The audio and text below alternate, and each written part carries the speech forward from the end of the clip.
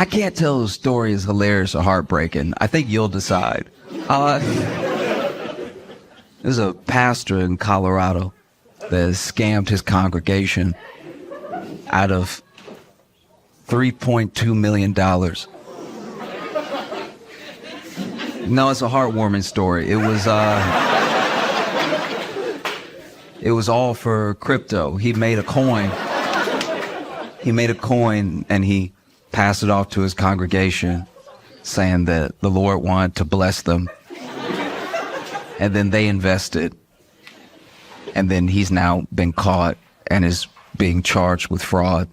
And he pocketed 1.3 million of the 3.2 million. And so he came out and he made a video. And in the apology video, he is very honest. He's like, listen, the Lord spoke to my wife and I and said to, make this coin and everything. And I even said to God, I like how he acts like God is a guy, just like, and that he's a guy that he can't get on the phone right now, but was talking wild a couple weeks ago. And so it's like, and then look, I was even asking God, because I'm not even omniscient like God is. I'm not over here like God. And I even asked God, I was like, where's the liquidity going to come from? And honestly, if your pastor ever says liquidity to you, that should be the first sign to run. Run as fast as you can, as far away as possible. And so he's like, I even asked God, where's the liquidity gonna come from? And God said, trust me. And so then I immediately told you it would be fine. That's my bad. I want you to know, out of that 1.3 million that my wife and I pocketed, 500,000 went to the IRS, which is a meaningless detail, by the way. Like, yes, you paid your taxes, but that's just a weird thing that the pastor did to be like, hey, look, while we're being honest, I got fucked too, okay? IRS really get everybody, don't they? It's like, as much as we hate the IRS, you're not gonna flip this around on them right now. And then he got caught and he's like, yes, we did spend it on some trips and a home renovation that the Lord told us to do. And I'm starting to think that Lord is just some guy's last name to him. Just a Marcus Lord that does a lot of cocaine. It's like, I got a new coin. You should tell your peeps, you should get them in on it.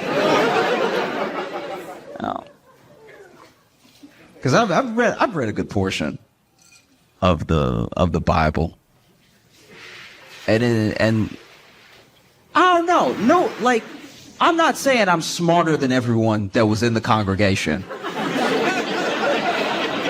I'm expressly not saying that. Like, but it is a thing where it's like, if you read the Bible, what he's saying will be weird. You know what I mean? Like, if you read the Bible and you have a general understanding of it, when a guy comes to you and he's like, listen, the Lord about them gains, okay? I think it makes it easier for you to be like, oh, I think this guy is full of shit.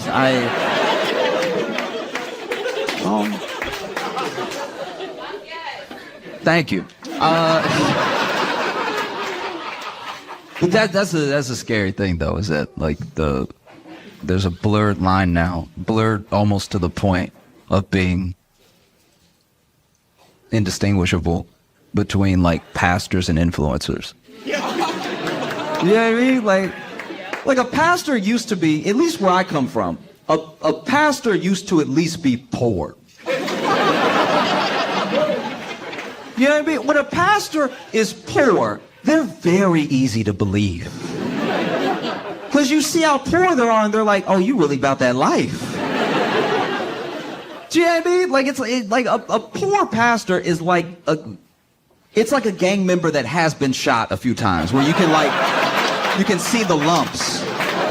And you're like, oh, you're really dangerous, okay. A pastor that's poor makes a more convincing argument. Because even when you try to check their work, you're like, if nothing else, even if they are absolutely out of their mind, they at least believe this because they're willing to dedicate their whole life to, and to it exactly, to it only, right?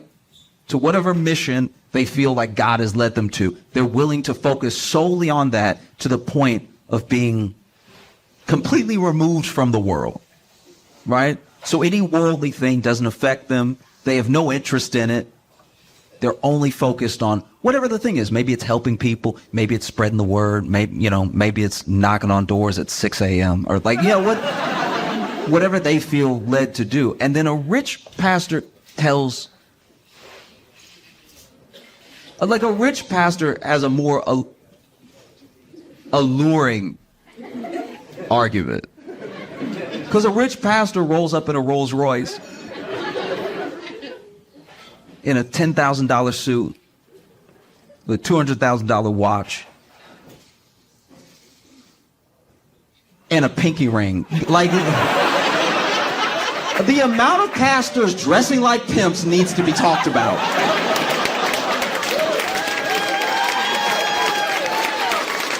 Do you know what I mean? It's like there's too many wires crossing with, like, I'll see a pastor dressed fully like Don Bishop Juan, and I'll be like, oh, yes, you are pimping your congregation. Yes, I get it. Wow.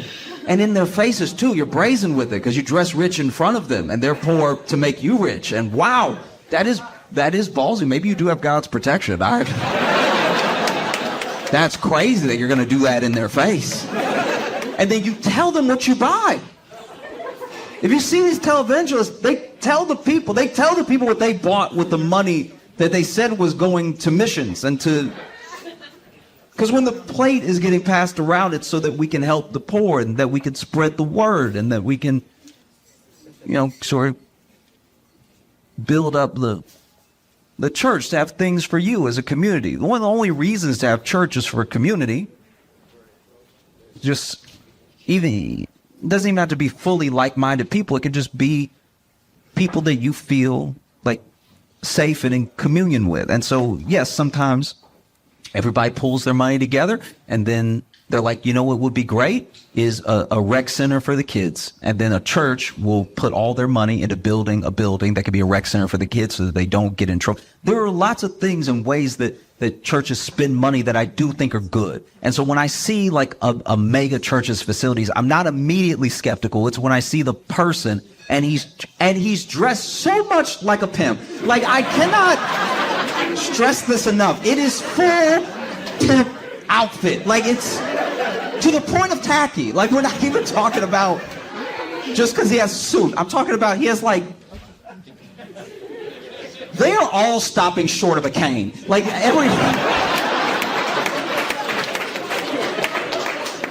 they're millionaires in your face, and they're telling you, I have all this stuff because, because God blessed me with this jet.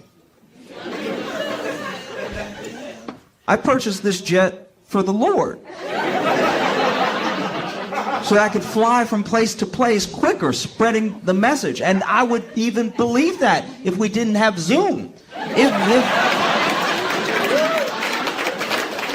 If Zoom was not a thing, I would get a pastor being like, I have to get over there to spread the word as quickly as possible. They don't know. They have no idea. And it's not like we can send them a telegram or something. It's not like there's been iterations of communication for decades that would negate me buying a jet to fly it to, I'm not going to tell you where.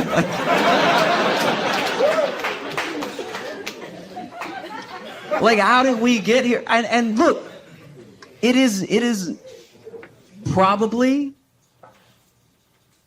it's probably an easy thing to have happen. It is. It's probably, I think that I'm trying to be gracious for a second. I really am. I'm trying to extend an olive branch for a second and just, no, just hear me out. I do think that there's something that speaks to these pastors, but I think what has happened is that they have mistaken God for their intrusive thoughts. Do you know what I mean?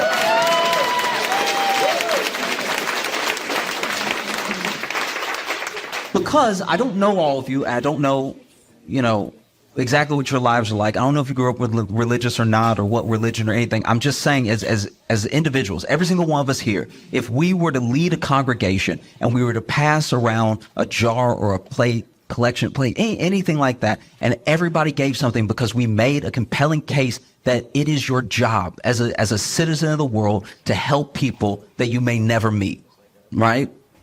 Is your actual duty as a living, breathing, empathetic individual that you have to do something if someone somewhere is hurting. You don't need to know them, and you don't need to know why they got there. That's none of your business. It's important to help someone. And then the plate gets passed around, and you make such a compelling argument that everybody puts, $1, $5, $10, or like the Bible says, 1/10 of their income to help the poor. And then church is over. Everybody leaves. And then you go to the back office where they have piled up all the money, and you do look at it and go, nigga, we rich. I mean, wow. Oh, we really cooking right now. Oh, man, I get the pinky with the I'm not going to get the cane. That's too much, but oh. Just looking at a pile of money, a pile of envelopes with 1/10 of someone's paycheck in order for them to either spread the word of God or help people that they will never meet, build a well, do something so it matters that we were here, right? And then you see the money and it's stacked pretty high because it's a big church. And you look at all that money and it's hard not to be like, game time?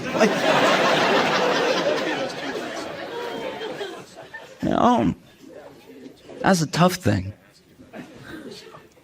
A friend said to me today, because I was telling him about the story, and he said to me that if churches did what they were supposed to do, we might not have much homelessness. You know what I mean? Like if churches were really about it, in a compelling way, in a way that was genuinely uncomfortable. In a way that was like, I'm gonna tell you a story, and you're gonna judge me, but it's fine. I was at a theater when I first moved to Chicago. And when I first moved to Chicago, I didn't have any money, right?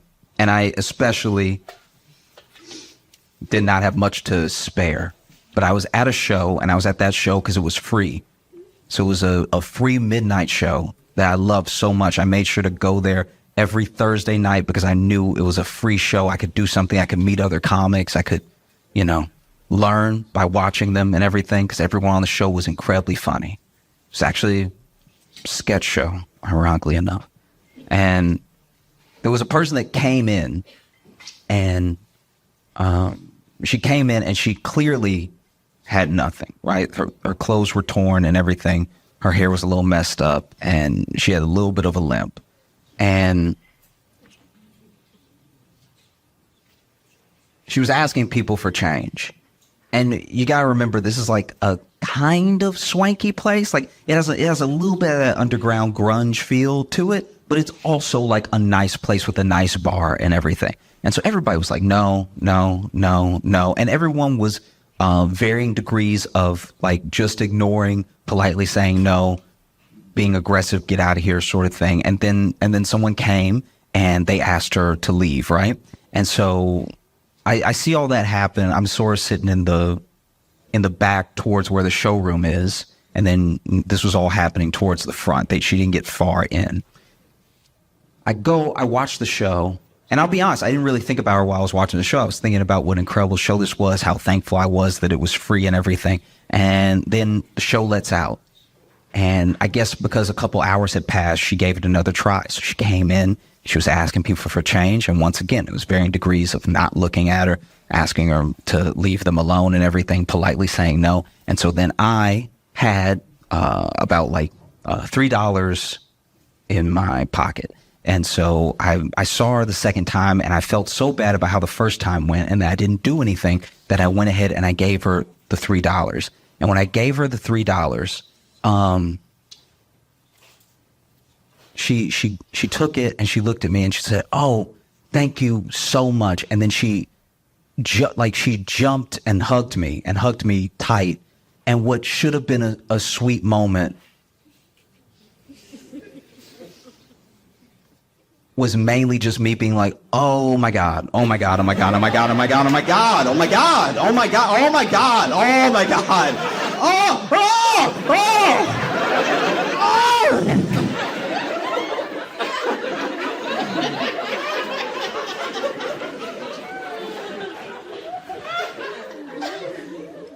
And then she walked off, happy as could be, walked out of the venue. And then I was like, I gotta wash my hands, I gotta wash my hands, I gotta wash my hands, I gotta wash my hands. And I think that, you know, I look back at that and I'm not proud of that. I'm not proud of how I reacted or anything, but that does feel like what church should feel like. Like, instead of just being boring, it should be like, oh my God. Oh, wow. Everybody really is welcome. Oh, jeez. All right, cool.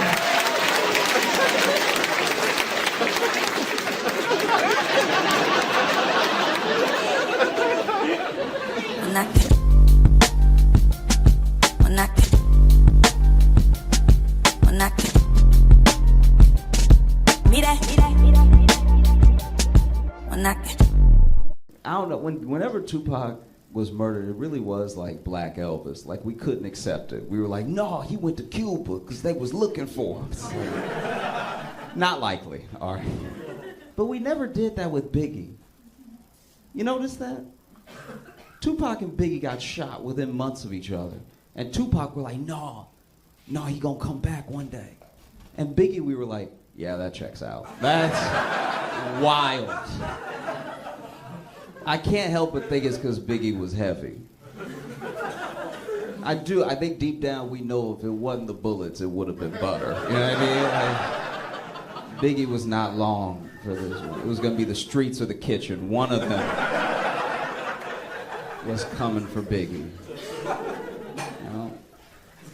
I don't know if y'all remember this, but back in the day, before the pandemic, they were talking about putting Harriet Tubman on like the 20 or something. I don't even remember what bill it was. And it was like, everyone had an opinion immediately. There were people who thought it was great. There were people who didn't care, you know, a little bit, and then it turns out they cared. And then there were people that were like, no, we can't have this happen. You know? And then Mnuchin said he'd block it, and he did, you know, so it never happened. But I'm not gonna lie, I don't know if I need Harriet on the 20. What bothers me the most is how has Harriet Tubman not had her own sneaker yet? Like, that seems... Yeah, I mean, think about it. Who is more deserving of a sneaker deal throughout all the history of America than Harriet Tubman? Come on. If you don't know who Harriet Tubman is, she was the LeBron of escaped slaves, okay? She was putting up numbers. She got a lot of the people to freedom. Buckets. That would have been a motherfucker to be a slave owner while Harriet was around. You come outside, ain't nobody there. You're like...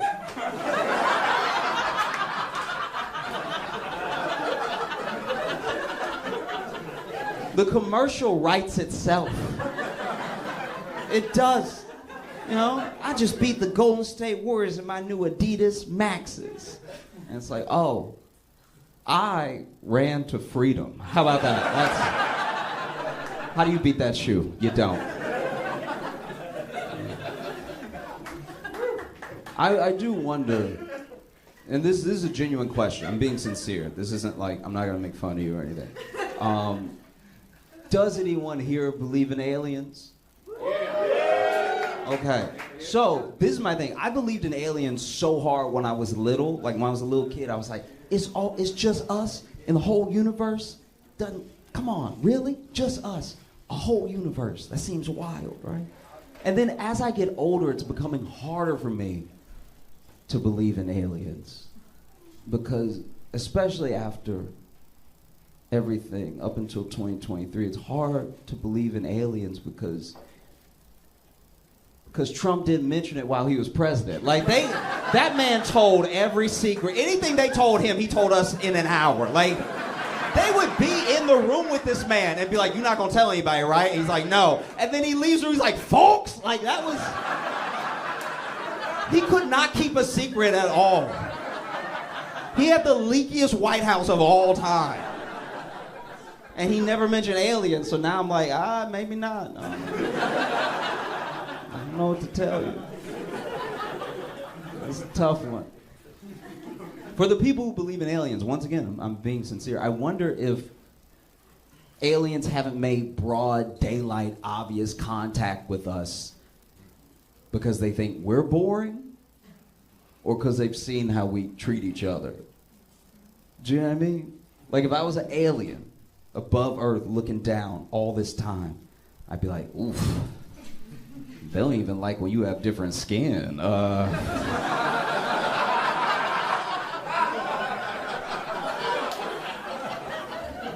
And I got 3 dicks, so they gonna kill me immediately, just out of jealousy if nothing else. God damn, might as well stay up here where it's safe. Ooh.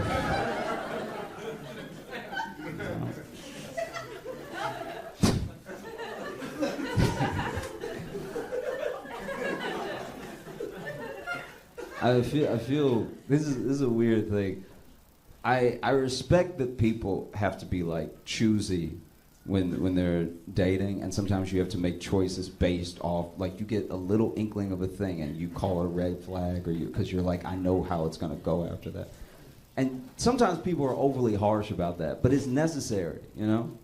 Like, I think about my friend, I went to a club with my buddy, and he had a full, like, almost rom-com experience. He saw this woman across the club, truly across the club. He was like, the light was just shining on her a little extra, you know? So then my man made his way over, and it was almost like the dance floor was parting as he was walking over to her.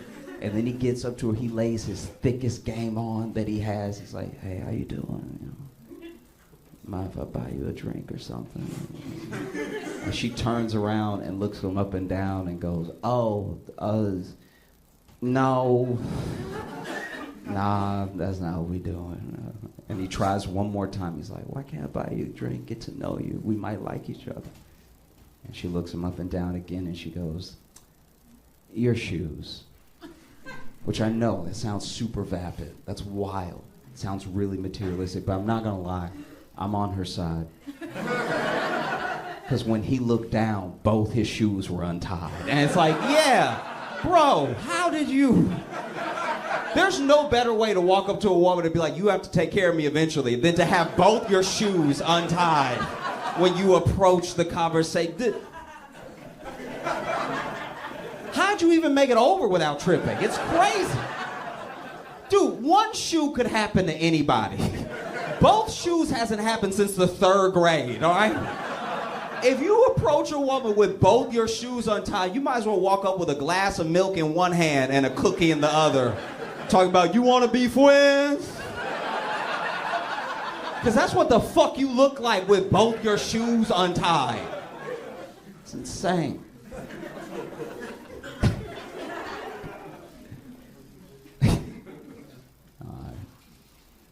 I was watching a movie this week.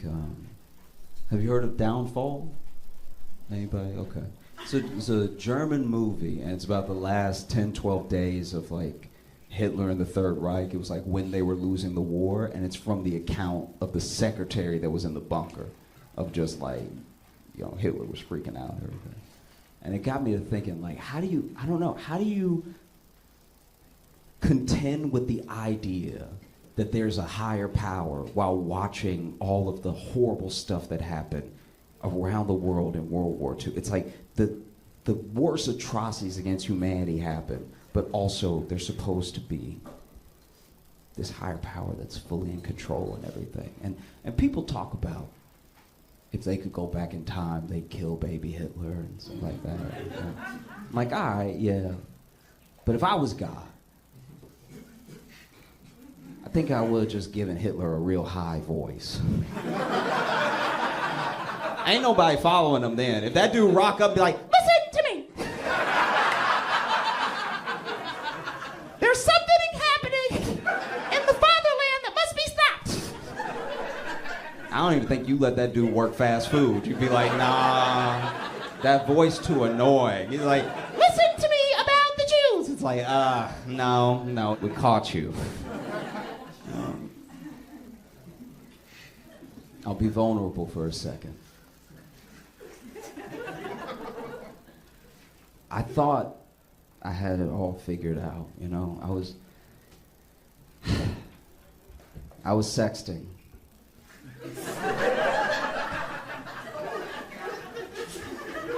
And sexting's a very precarious situation. You want to make sure you're sexting at the right time, you know? Because if it's like 8 o'clock, you still got other people texting you, you know? You don't want to accidentally send a text that's incoming to somebody because you opened the thing, you know what I mean? And it's also like, what if you're not that skilled? Like, what if I'm not good texting with just my left hand? Now you texting typos and stuff. It's knocking the sexy right out of your sexting. You know, it's like, I'm gonna fud your bass. It's like, nobody's into it now. You know? So I had an idea. I was like, this is what I'm gonna do. And I didn't talk to anybody about it. I had never heard anybody doing this, but in my mind, it was the best thing to do. I was like, I'm just gonna speak to text. So that way, I don't gotta worry about the other hand and everything, and I can just like get in the zone and stuff. I don't have to worry about other people texting me and everything. And it went horribly wrong. Because I wasn't at home. I was at my childhood home. So I was in my room, but it wasn't my house, you know? And it was, 9 o'clock or so, and we were sexted. Look, I'll read you the thing right now. This is what. Okay. All right. So she's like, "Oh, okay. And what's good? What would you do if you were here right now?" And then I was like, "Girl, I would tear those clothes off. And Mom, what are you doing in here?"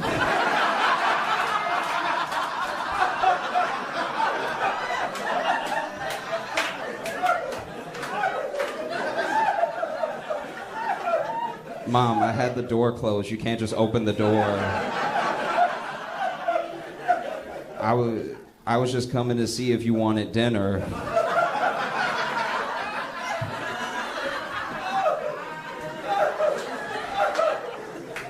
No, I'm okay. Mom, get out right now.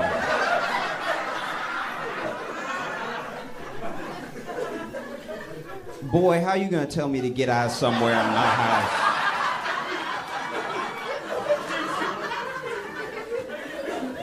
I'm sorry, Mom, please, can you please leave and close the door? You know we don't have closed doors in this house. Which is true, that's a very like black family thing of like you not closing the door in my house. What you up to in there? I was like, Mama, please leave, please, please leave.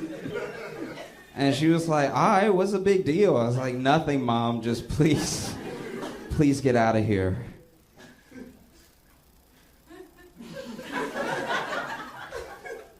So anyway, girl, I would say... All right, thank y'all so much. Y'all have a great night. Thank you.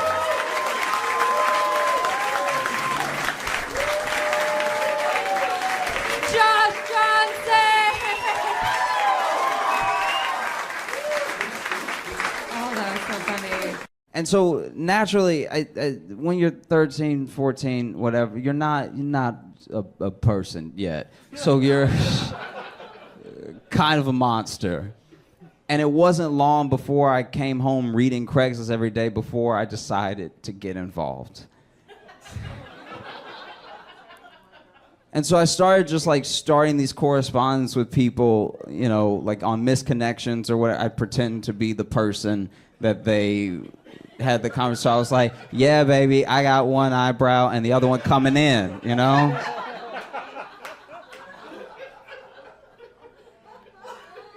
And I was doing it every day for like months. And then some people, I would give myself away by being too into it and they know it wasn't the person and they wouldn't respond. But other people, we get like a long correspondence for a while. And I remember one day I was, sitting at the computer, just really excited to get into it. It was just a Tuesday and I didn't have anything else to do.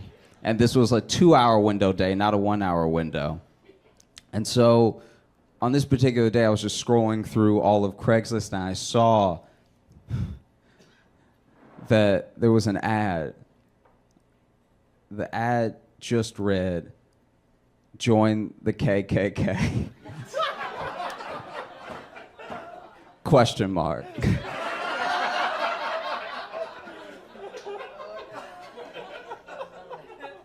And so naturally I was like, dope.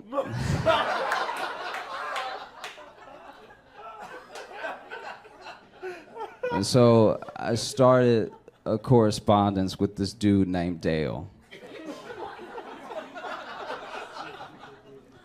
And like, I felt kind of bad because like, if you're hurting that bad in 2004 for recruitments that you need a Craigslist ad, then we must be making progress. Like, you know, the world's getting better. And so I talked to Dale a little bit, you know, just emailing back and forth. I was like, hey, what's up? I'm white. You want to chill sometime and talk? And by chill, I don't mean the way black people use chill. I mean actually go somewhere cold and hang out together as friends. And to my surprise, the next day, I had an email from Dale that was like, hey, great to meet you. You seem like a cool guy. And all of our correspondence for the first couple days was like the most basic, just like, oh man, you like Star Wars too? So do I as well. Like I couldn't be natural on the thing. Like I was so nervous every time I typed. But then once we really got like a rapport built up, he was like, we should meet. I want you to meet the brothers. And I was like, that sounds great. And I grew up in Alexandria, Louisiana, which if you've never been there, don't know what it is, you're doing fine. So I guess you don't need to. But there's this bar called Finnegan's. And I was like, hey, Dale, look, just meet me at Finnegan's and we'll sit down, we'll have a chat and everything. And then if you really like me, you can introduce me and the other brothers and we can all be a family. And so the next day comes, and naturally I don't show up. I don't want to die. I was never going to... That'd be insane. No. But he hits me up the next day after school. And I should point out that, like, for 2 weeks, I was running home mainly to talk to Dale. I wasn't even reading Craigslist anymore. I had 6 friends, and Dale was one of my best ones.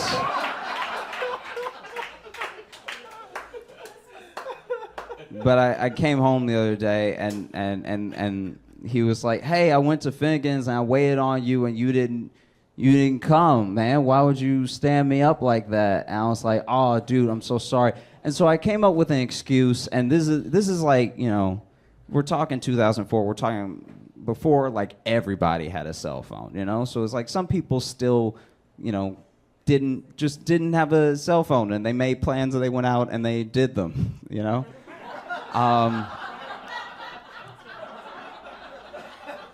And so if there was a hiccup, you just had to roll with it because you couldn't just text someone like, hey, I'm totally not going to abide by the plan now.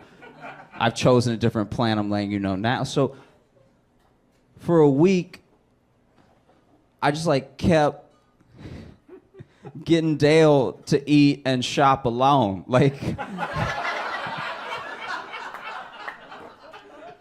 and each time I had a great excuse. Like each time I was like, oh, my mom fell, and like I just had to be there with her and everything. And every day he understood, and he was like, you know what, you did the right thing, brother. You know. And I remember one day especially, he was particularly upset because he had come home, obviously come home, emailed me that evening, but I didn't see it till the next day. And he was like, you never came to Target. I was in Target by myself for 3 hours. I bought a popcorn maker. I don't even need a popcorn maker. I was just in Target by myself and bored, and I was waiting on you. Now I got a popcorn maker in front of me, and what are you gonna do about this popcorn maker? And I was like, bruh, I'm so sorry. And by bruh, I do mean shorthand for brother, not the way that black people use it. I'm so sorry. I just, my girlfriend, she tripped. And it was always women falling. Like, I'm surprised that he never caught on. Every time it was like, oh yeah, my great aunt just hit a stair. Or like just the worst lies. I was a 14-year-old idiot. And even now, I'm like, wow, like, I was alone with a computer, and I just catfished the Klan. I can't think of anything dumber or more porn would have been better. Porn would have been normal. You thought you were about to hear a story about porn. And instead, it just took a wild turn. And then finally, after, I think it was a week and a half, he was very resilient. They must be hurting for numbers. Because after a week and a half, he was finally like, okay, you know what? Ball's in my court now. I'm gonna set a time, I'm gonna set a place, and if you don't come, then don't ever talk to me again. And I was like, fair enough, okay? You've been so patient with me. I really just want to be part of the brotherhood. Just let me know where I need to be. And then he picked Finnegan's again. There's not that many places to go in my town. And naturally, I didn't show up. I didn't hear from him again. And I've noticed this trend online that's kind of disheartening, where like now people are being called racist, but for like nothing. Like actually not. Like I'm petty, so I'll read the whole thread, and I finish the entire thread. I'm like, oh, that was it. I don't even think that's a thing. You know, like, oh, you said this, you tweeted this one thing one time, you must be a racist, or like you voted this way, you must be a racist. You're a whole racist by a person who doesn't know you. And I'll tell you, as like a black dude that grew up in the South, I don't think you're racist until you go to your second Klan meeting. All right, like, look.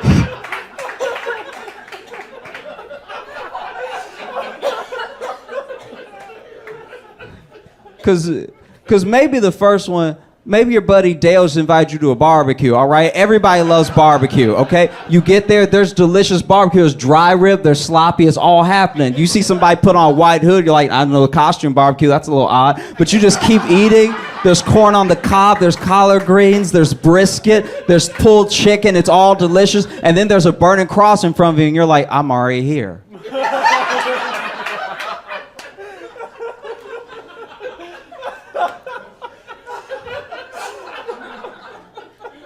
I say this because it happened to my friend Jordan, okay? He accidentally went to a Klan rally because without knowing what I was doing, my buddy Jordan, who was about 3 years older than me, actually met Dale.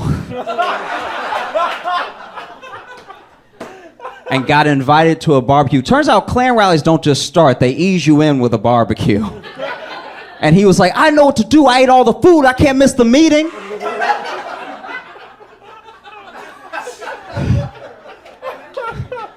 So he stayed for the entire Klan rally and went home immediately, called me, I came over, we talked about it. Turns out a Klan rally is exactly the thing a Klan rally is like. There were no spoilers. But just past his head in the kitchen, I could see a to-go plate. And I was like, Jordan, are those clan ribs? And he was like, yeah, and I was like, can I have some? And it hurts me as a black dude that grew up in the South to say that the Klan makes the best ribs. I don't know what they're doing. I don't know what kind of rub that is. Who would have known that you can't taste racism? It's delicious. Okay? It was to the point where I was like, I think you need to join. I need these every Sunday. These are amazing, guys. Guys, I'm Josh Johnson. Thanks so much. My name is Josh Johnson, and I'm originally from Louisiana. Growing up in Louisiana, it was like being in a bathtub and you can't get out, and the water is dirty, and it's racist. I'm into comic books a lot. It started out when I was young. I couldn't afford the good comics, so I would get these sort of like discontinued publications that were like a quarter. Because of that, I never knew what other kids were talking about. Then I read Spider-Man. I was like, this is way better. Oh my gosh, I wish I had grown up with even a little bit of money, and then I would have just bought the $1.25 comic and known what my friends were talking about. The advice that I wish I got when I first started was to quit. I stuck with comedy because even though a bomb is this scary thing that no comic wants to experience, I don't do that well in individual conversations. And so a comedy show is just bombing with everyone at one time, you know? Until it went really well, and then it was like a drug. I was addicted to sort of making people laugh because I grew up alone and didn't have a ton of friends, and so whenever I'm on stage, it's like everyone's my friend for a little while. Oh God, that's so sad. Like I didn't realize how sad that was until I was done saying it. Clap your hands, everybody, for Josh Johnson. Cool. How you guys doing? Everybody good? Yeah. I don't know if you can tell by looking at me, but I was fired from being in a gang. They kicked me out because I was too positive.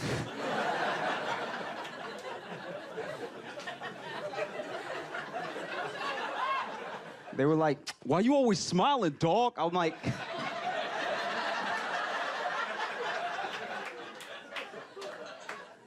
I mean, none of us are dead or in jail, and we're a gang.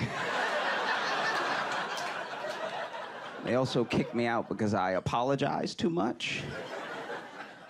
Our drive-bys sounded like... Sorry! Like, that's... After a while, I saw their point, you know? And even when it came down to it, and they were kicking me out, and I was like, I just want to hang out with my friends, and you guys are my friends, and now I don't know what I'm gonna do. Why do I have to leave? And they were like, bro, you giggle.